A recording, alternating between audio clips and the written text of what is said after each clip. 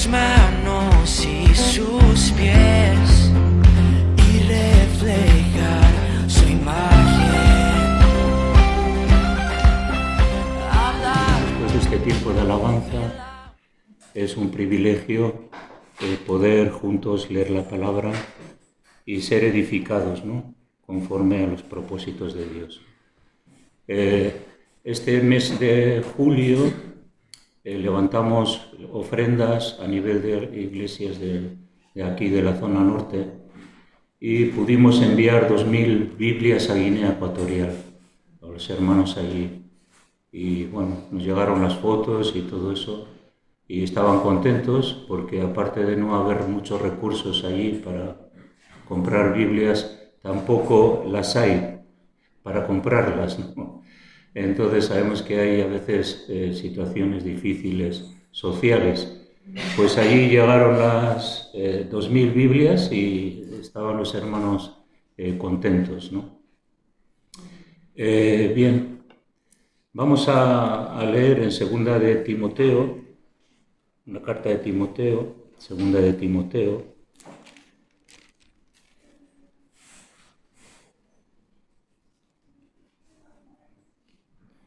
Bueno, la palabra de Dios siempre nos sorprende en todos los sentidos, pero sobre todo es un ejemplo de aliento para aquellos que estamos también viviendo y experimentando las mismas cosas que experimentaron nuestros hermanos en el pasado, hace 2000 años, y varía, depende, ¿no?, del lugar, la situación y las circunstancias, pero no cabe duda que las podemos aplicar a nuestra vida y en nuestro contexto social que podemos estar viviendo. Decir que la segunda epístola de Timoteo fue el último escrito que Pablo escribió.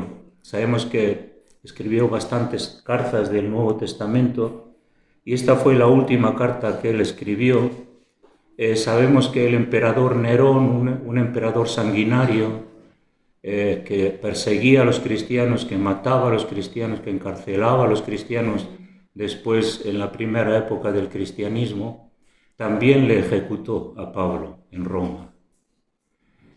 Sabemos que Pablo estuvo en Roma predicando 2 años el Evangelio, pero al final cayó en las manos de Nerón y, aunque él estaba encarcelado, le tenían cualquier momento a su disposición. Pero al final Pablo pues fue ejecutado por Nerón, ¿no? La carta de Pablo, desde su conversión hasta ahora, estuvo 35 años sirviendo al Señor.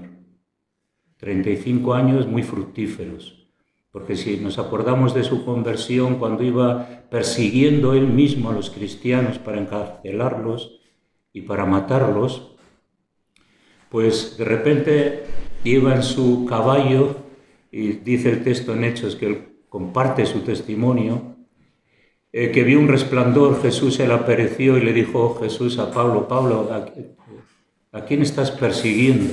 ¿A quién persigues? Me estás persiguiendo a mí.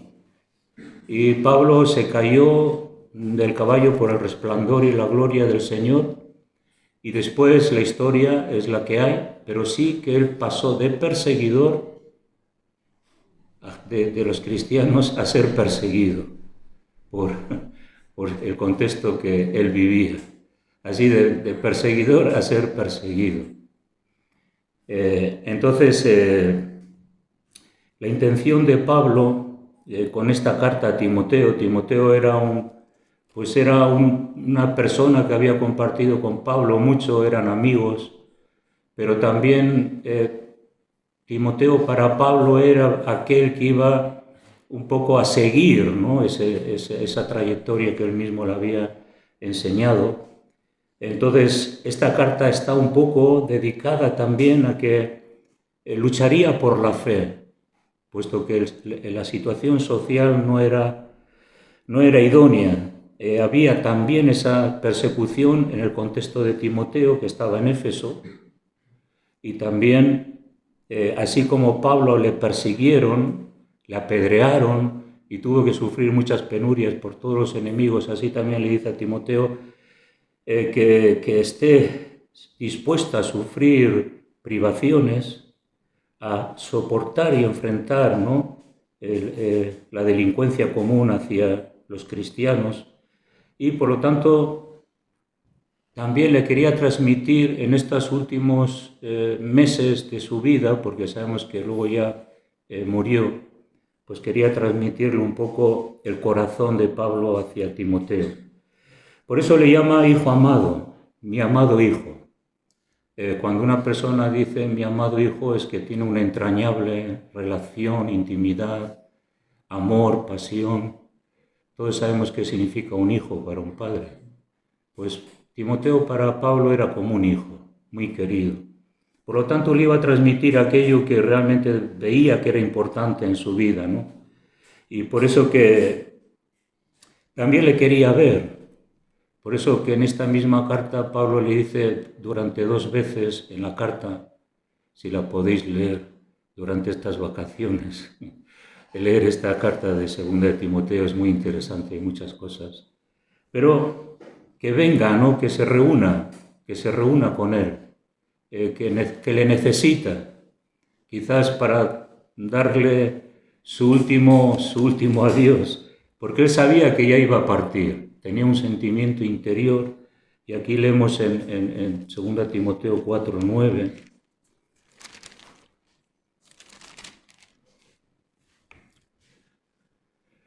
que le dice, ¿no?, en otra ocasión, dice: procura venir pronto a verme, porque Demas me ha desamparado amando este mundo y se ha ido a Tesalónica.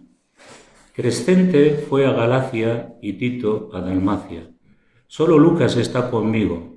Y le dice: toma también a Marcos y tráelo conmigo, porque me es útil para el ministerio. A Tiquito lo envía a Éfeso. Trae cuando vengas el capote que dejé en Troas en casa de Carpo, y los libros, mayormente los pergaminos. Tenía un interés de ver a Timoteo, también de estar con Marcos, que le era útil para el ministerio allí. No estaba pensando en otra cosa. Cuando vemos la mente de Pablo, nos quedamos maravillados, porque alguien podría, él sí que quería salir, ¿no?, y poder predicar el Evangelio, pero no está pensando en sus necesidades, no está pensando si salir o no salir, está pensando en que dentro de esa misma prisión podía cumplir con el ministerio que Dios le había dado, y le pide que venga Marcos, que venga él, para que puedan ser colaboradores suyos. Sabemos que después habla de que muchos le dejaron, y en eso se cumple también el ministerio que Pablo se pareció a Jesús, porque en la cruz todos le dejaron. Cuando tenía popularidad, todos estaban allí. Cuando hay cohetes y hay luces y hay música y hay danza, todos quieren estar ahí, pero cuando hay angustia, dificultad, lucha, entonces ahí se prueba el verdadero carácter del cristiano, ¿no? La prueba y la dificultad prueban nuestra calidad espiritual. Entonces Pablo no estaba pensando en salir, en su comodidad, traerme esto, sino más bien traerme el capote, pues posiblemente tenía que pasar el invierno allí, y los libros. Seguía pensando en que tenía que seguir estudiando, tenía que seguir leyendo. Entonces es interesante ver en la mente de Pablo, ¿no? Dice que en su primera defensa, versículo 16, ninguno estuvo a mi lado. Pablo se defendió y se defendió solo. Nadie dijo: Pablo es inocente, no mates a este hombre porque no es digno de muerte. Nadie estuvo. Imagínate lo que es estar presentando tu defensa sin nadie que te apoye. La mayoría de las personas pues buscan un abogado y buscan a alguien que les defienda, pero él estuvo solo, pero se defendió bien, ¿no? Sin embargo, pues la mente de las personas que estaban alrededor, pues no le apoyaron. ¿Por qué? Porque era peligroso apoyar a Pablo en ese contexto. Sabemos que Pedro negó a Jesús, ¿por qué? Por miedo a morir como él. Y las personas que estaban cerca de Pablo, ¿por qué no se acercaron? Porque era peligroso apoyar a Pablo.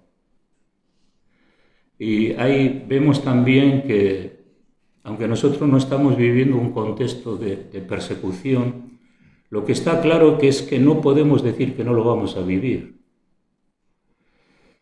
Entonces, los requerimientos, ¿no?, que el Señor también espera de nosotros es que podamos también apoyar y estar sirviendo al Señor, cueste lo que cueste. Pero el versículo 17 dice: pero el Señor estuvo a mi lado y me dio fuerzas para que por mí fuese cumplida la predicación y que todos los gentiles oyesen. Así fui librado de la boca del león. Si vemos los sufrimientos de Pablo, no cabe duda que podemos pensar que el Señor estuvo a su lado. Nadie le podía haber librado de semejantes circunstancias que él pasó. Naufragó 2 veces, estuvo en la cárcel, le apalearon, le latigaron. Y cuando le apedrearon estaba muerto, pero el Señor lo levantó. Y si el Señor no habría estado a su lado, pero él dice que fui librado de la boca del león porque el Señor estuvo a nuestro lado. Cuando la iglesia es perseguida, cuando la iglesia es confrontada, cuando el acercarnos al Señor y confesar su verdad es peligroso, el Señor también estará a nuestro lado. Y es lo que necesitamos entender, tener una mentalidad de fidelidad al Señor. Y sigue diciendo que el Señor me librará de toda obra mala y me preservará para su reino celestial. A Él sea la gloria por los siglos de los siglos.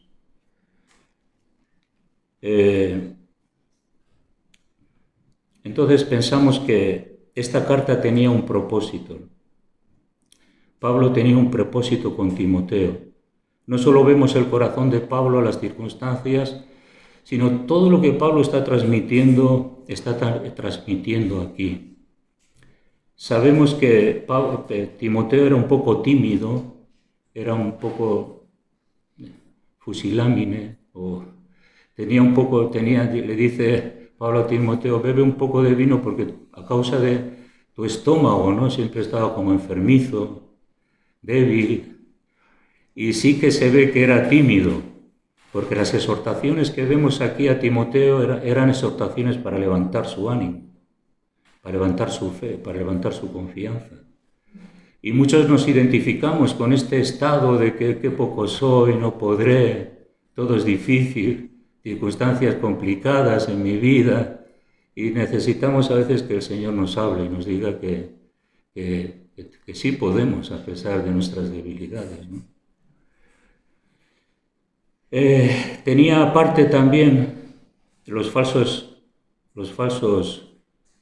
maestros dentro de la iglesia, personas que se movían con falsas doctrinas, malas intenciones, malos deseos, que no buscaban la gloria de Dios, que querían llenar sus propios vientres, que buscaban sus propias metas, que querían la popularidad, querían el prestigio, los primeros puestos. Y entonces Pablo también le dice que tienes que proteger el Evangelio. No importa lo que te ofrezcan, no importa lo que los demás te den, tienes que proteger el verdadero Evangelio. Por lo tanto, no te dejes intimidar por falsas corrientes, falsas doctrinas, falsos conceptos del Evangelio, sino más bien protégelo. Y le dice: predica esa palabra predica esa palabra que yo te he enseñado. Soporta el sufrimiento. Y Pablo le está diciendo: te encargo, ¿no?, como diciendo: yo ya no voy a hacer lo que tú vas a poder hacer. Así que te encargo, ¿no? También dice a lo largo de esta epístola que es muy rica, ¿no?, en aspectos de exhortación espiritual, ¿no? Le dice que debe de conservar la fe que le ha transmitido, que debe de enseñar a otros para que sigan sus caminos. Y también Pablo, Timoteo era jovencito y necesitaba también el ánimo, porque vemos también en otras cartas que le dice que no tengas en poco tu juventud. Sé ejemplo a los creyentes en espíritu, fe, pureza, y en la enseñanza muestra integridad. Y aunque era jovencito, Pablo le dice, no mires tu juventud, mira tu llamado. A veces nosotros podemos descatalogarnos, no porque seamos a veces jóvenes, podemos descatalogarnos por otro tipo de cosas, ¿no? Y podemos decir que, pobre de mí, ¿cómo Dios me va a usar si no soy la persona que... ¿no? Y en esto sí que también nos identificamos, ¿no? Que le dice Pablo que tenga ánimo, que se levante, que no piense que porque es joven no puede cumplir con su ministerio. Y también le dice en 1 Timoteo 1:6,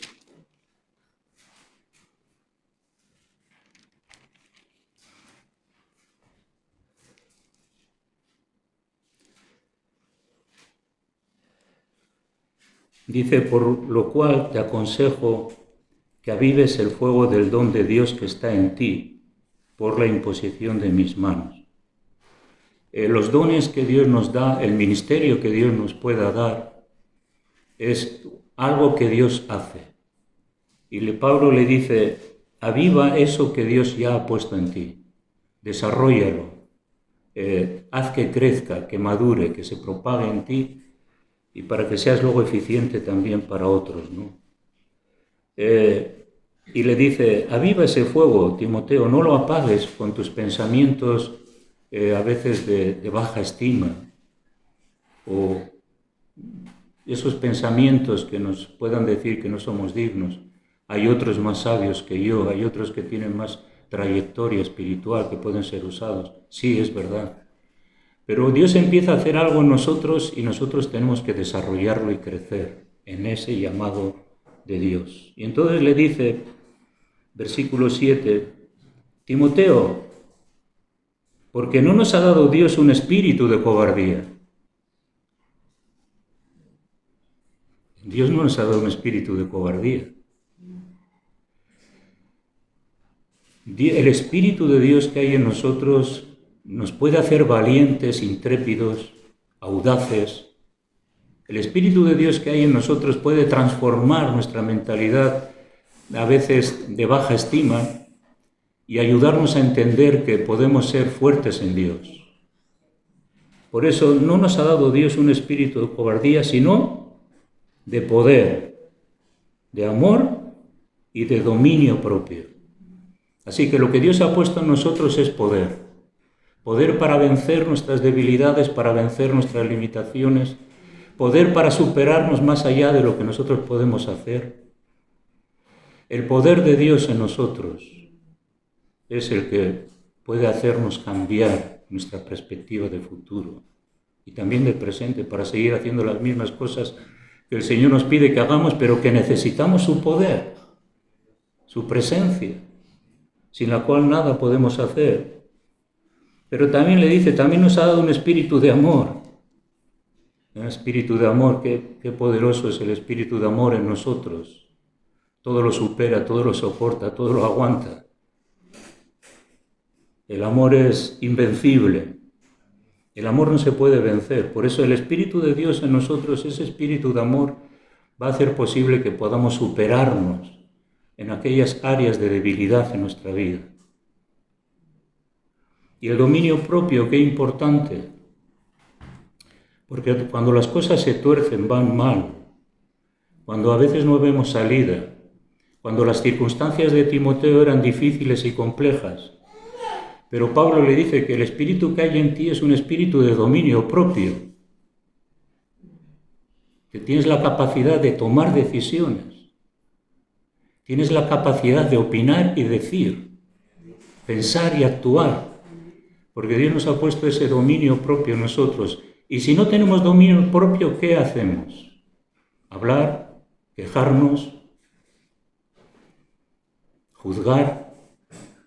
¿Y por qué? ¿Y si habría sido así? ¿Y por qué no es así? Y no todo eso que tiene que ver con el dominio propio y poder tener eso, la mente del Señor. Bueno, hay muchas cosas, ¿no? De verdad que hay muchas cosas que podríamos seguir leyendo en este mismo capítulo y encontraríamos exhortaciones, que bueno, vamos a hablar de alguna, ¿no?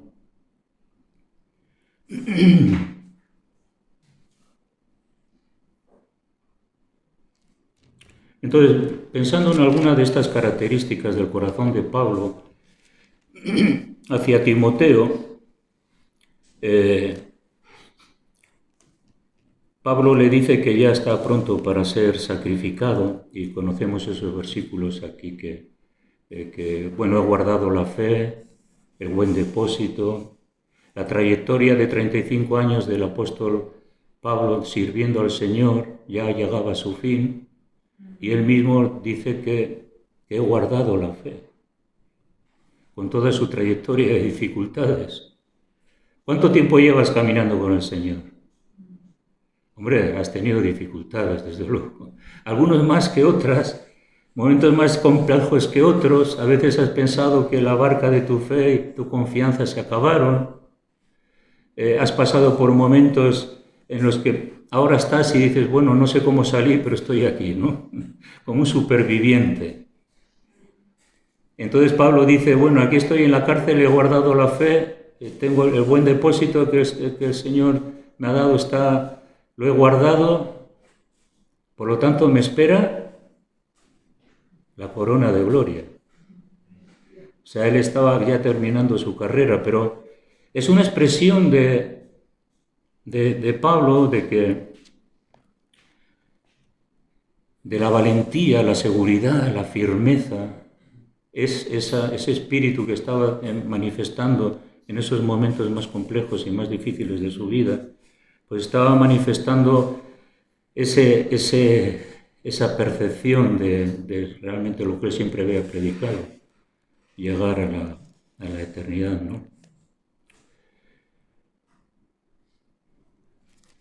Bueno, podemos leerlo porque hay muchas cosas, pero bueno, vamos a detenernos aquí.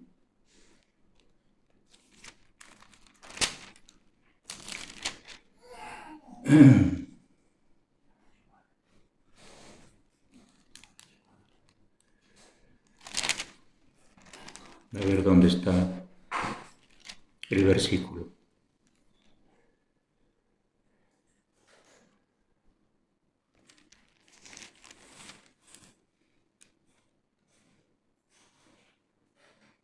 Bueno, pues no lo encuentro.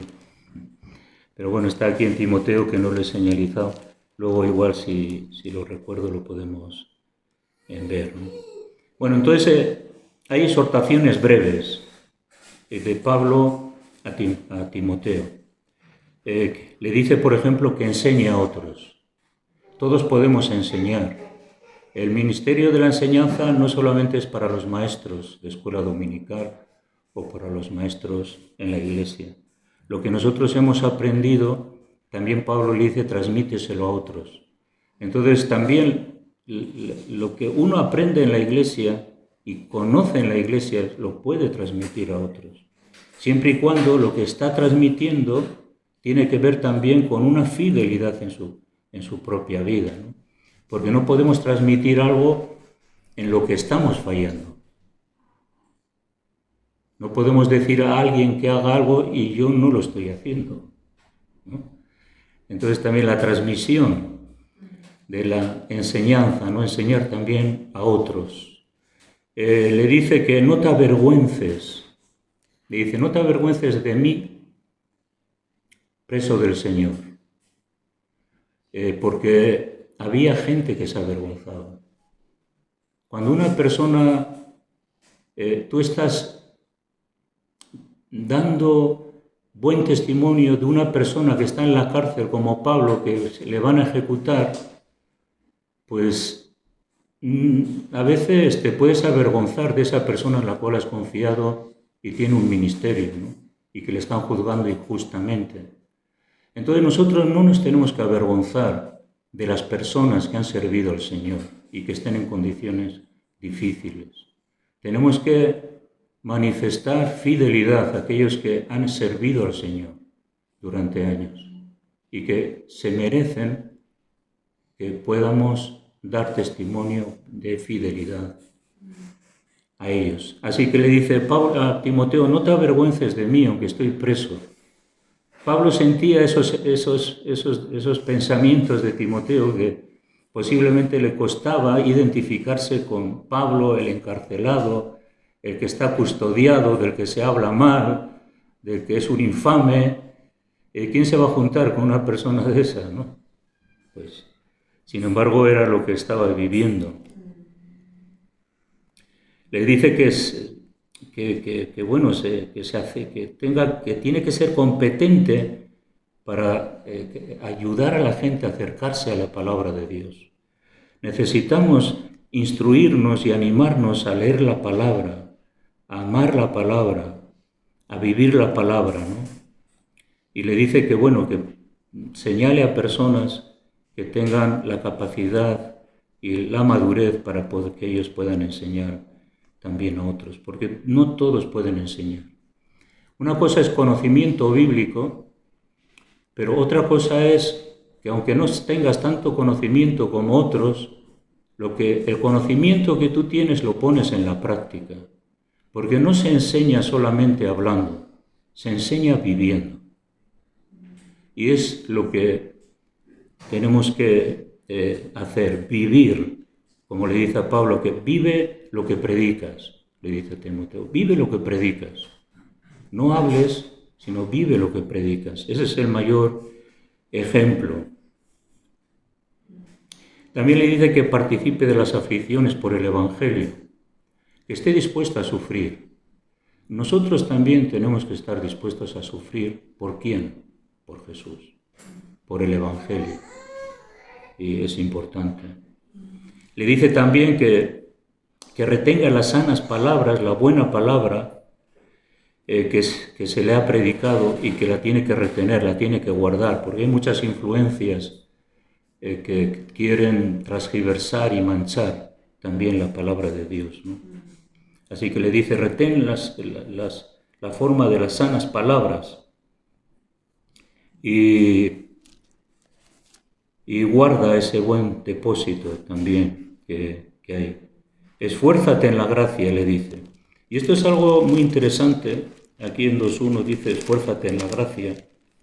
¿Por qué le dice Pablo a Timoteo, esfuérzate en la gracia? Segunda Timoteo 2.1, esfuérzate en la gracia. Dice, tú pues, hijo mío, esfuérzate en la gracia que es en Cristo Jesús. ¿Cómo?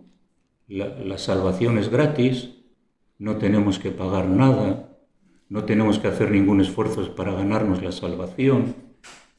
La salvación es gratis y nada podemos poner para que Dios no nos ame, Dios no nos perdone y Dios no nos acepte.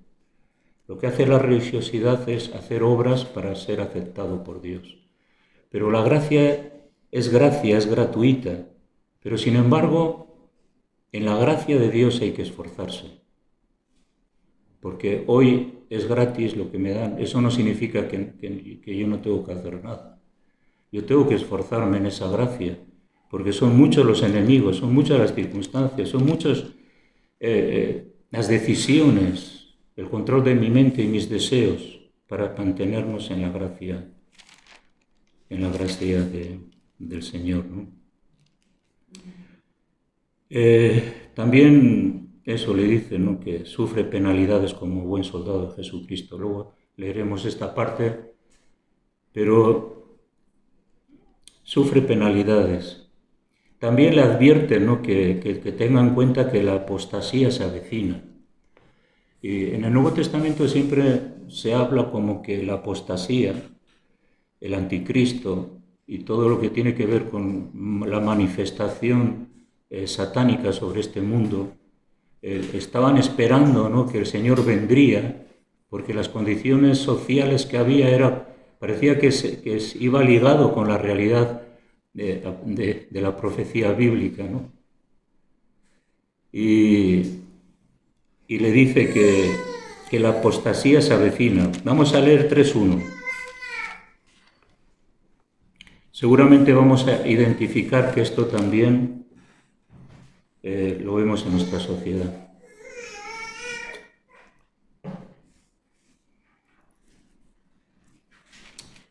Le dice: Timoteo, también debes saber esto, que en los postreros días vendrán tiempos peligrosos, porque habrá hombres amadores de sí mismos, ávaros, vanagloriosos, soberbios, blasfemos, desobedientes a los padres, ingratos, impíos, sin afecto natural, o sea, que han perdido el afecto natural del ser humano, implacables, calumniadores, intemperantes. Intemperantes es que uno no trata bien a los demás. No les importa tratar mal a los demás. La violencia, ¿no? Crueles, aborrecedores de lo bueno. Aborrecedores de lo bueno. O sea que a lo bueno no les gusta. Lo aborrecen, ¿no? Lo desechan y son eso, aborrecedores de lo bueno. Son traidores, impetuosos, infatuos. No tenemos tiempo para decir qué es lo que significan. Si tú lees, luego puedes coger un diccionario, buscar en Google y ver qué es lo que significan estas palabras, porque las vas a identificar en nuestra sociedad. Infatuos, amadores de los deleites más que de Dios. Pues eso está claro, ¿no? Que tendrán apariencia de piedad, pero negarán la eficacia de ella. Esto se evita. Está diciendo, evita todas estas cosas. Porque de estos son los que... Bueno, vamos a dejarlo ahí porque se nos va a alargar. Entonces, la apostasía se avecina. Las características de los últimos tiempos se estaban dando entonces, pero ahora también se están dando. Y se está dando de una forma tremenda, ¿no? Donde pensamos y vemos cosas que nos habría costado imaginar hace 20, 30 años atrás. Pero sin embargo es así, ¿no? También le dice que prediques la palabra, que seas una persona que evangeliza, cumple con tu ministerio de evangelizar, de predicar, de enseñar. Que tus temas a la hora también de hablar en la iglesia es para que los hermanos se mantengan firmes en la fe, que no se dejen llevar de un lado a otro, y en esto también necesitamos entender que tenemos que exhortarnos con la verdad y entender que lo que Dios quiere es que aprendamos, que es la verdad, y podamos unos a otros enseñarnos. Pero por eso también está la enseñanza bíblica, para proteger la verdad, para que no haya tergiversación, para que no haya corrupción de la sana doctrina, para que también podamos enfrentarnos a los falsos maestros y predicar un evangelio que es santo, que es inmutable y que tenemos que perseverar en él, ¿no?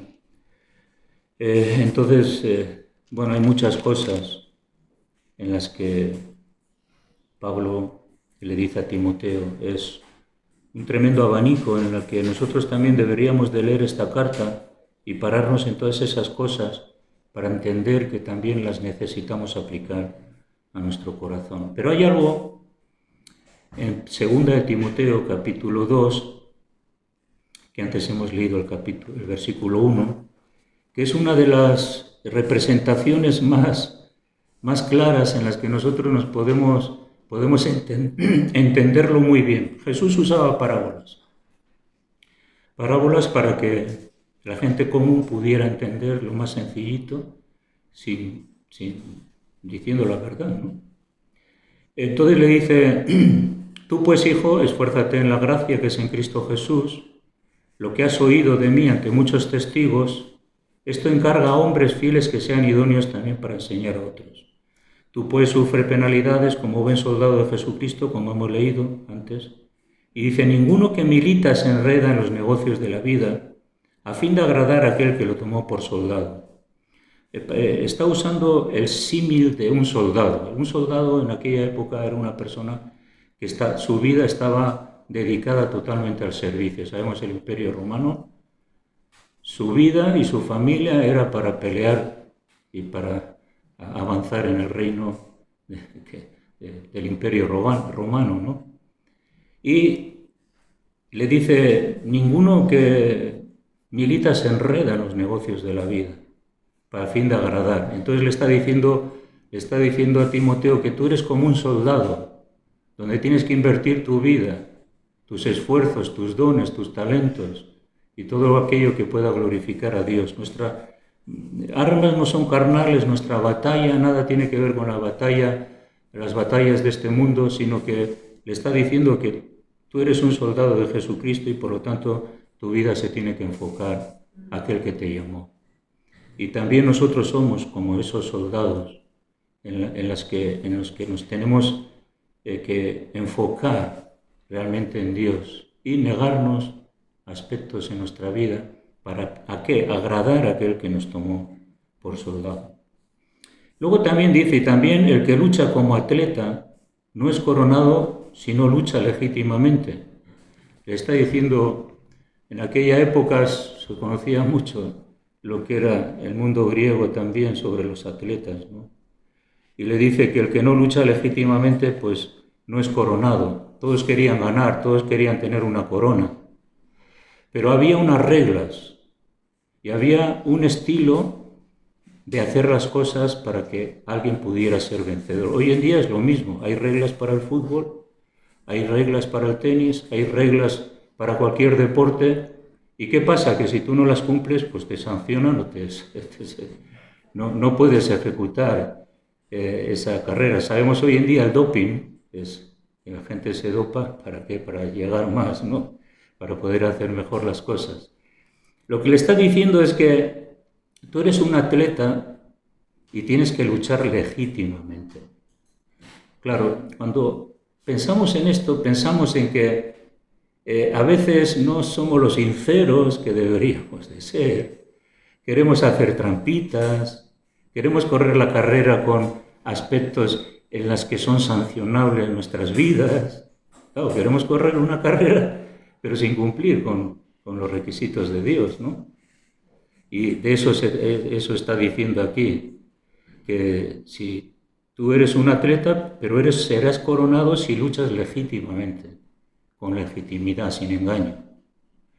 Cuando estamos sirviendo al Señor no tiene que haber engaño en nuestra vida, una doble vida, ¿no? No podemos conjugar el servicio a Dios con aspectos que están mal. Tenemos que identificar que hay unas reglas que Dios espera que nosotros quitemos aquello que no es válido para que pueda ser coronado. Y le sigue diciendo, y el labrador para participar de los frutos debe trabajar primero. La figura del labrador. Ningún labrador va a su campo y dice, jolín, pero si no crece nada aquí, ¿no? Claro, a veces queremos fruto y no hemos sembrado. Y es lo que ocurre, ¿no? Que a veces la perspectiva de nuestra vida cristiana es que queremos fruto, queremos desarrollar, y el Señor nos dice, nosotros somos labradores. Y si el labrador quiere ver fruto, tiene que trabajar primero. La tierra que hay que moverla, luego hay que regarla, hay que sembrarla y luego hay que esperar. Y claro, nosotros no nos gusta esperar tampoco. Queremos enseguida el fruto, ¿no? La vida cristiana es así, somos labradores. Tenemos una mentalidad en la que debemos trabajar, debemos esforzarnos para ver el fruto que deseamos, no solamente en nuestra vida, sino también a nuestro alrededor. Entonces, para participar primero de los frutos, le dice Timoteo, tú tienes que trabajar, tienes que esforzarte, tienes que luchar, tienes que sembrar. Y entonces, a su tiempo, segaremos, dice la Biblia, si no desmayamos. Entonces sí que hay muchas promesas en este sentido, ¿no? El que siembra, eso recoge. En toda labor hay fruto.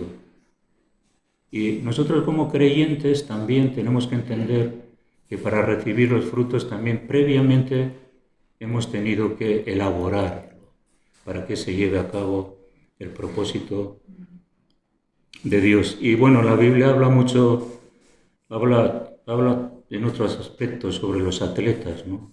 En Corintios habla sobre la exhortación de Pablo, la importancia del atleta, todo lo que se tiene que negar a sí mismo, todo lo que tiene que... Un atleta no come de todo, se abstiene de muchas cosas que no son buenas.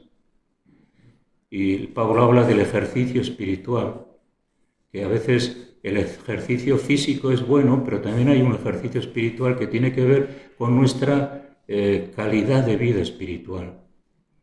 Y el atleta pues duerme las horas necesarias, no se excede en nada. ¿Por qué? Porque él tiene que correr una carrera y quiere ganar. Y nosotros también tenemos que correr una carrera y tenemos que ganar.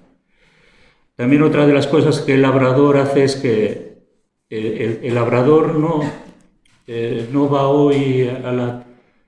yo sé lo que es porque, bueno, mis padres son de Burgos y desde niño conozco mucho lo que es la tierra, la labranza y todo eso. Y no nos es fácil imaginar porque un labrador va a la mañana, riega, o va a la tarde y riega, pero luego va otra vez, más tarde ve cómo está, y luego a la otra hora mira otra vez si hay alguna hierbita y la tiene que quitar. El labrador trabaja a tiempo y fuera de tiempo, porque se da cuenta que si no cuida su labranza no le va a producir nada. Entonces Pablo también, la exhortación de Pablo es que debemos de trabajar a tiempo y fuera de tiempo. Hay cosas a tiempo que hay que trabajar. ¿Por qué? Porque es hora de trabajar. Hay que trabajar de 8 a 2 o de 2 a 10, depende cuando trabajas. Ese es el tiempo de nuestro trabajo, pero también luego fuera de tiempo. Porque a veces decimos, bueno, yo he cumplido hoy, pero a veces fuera de tiempo también tenemos que seguir trabajando en nuestra vida. Bueno, hermanos, hay mucha exhortación para retenerla, pero yo recuerdo las primeras reuniones que teníamos, los primeros años de conversión, en la enseñanza, en todo, solíamos siempre llevar un librito y siempre apuntábamos, ¿no? Siempre apuntábamos, y luego íbamos a casa y repasábamos. ¿Por qué? Porque pensábamos que se nos olvidan, ¿no?, las cosas.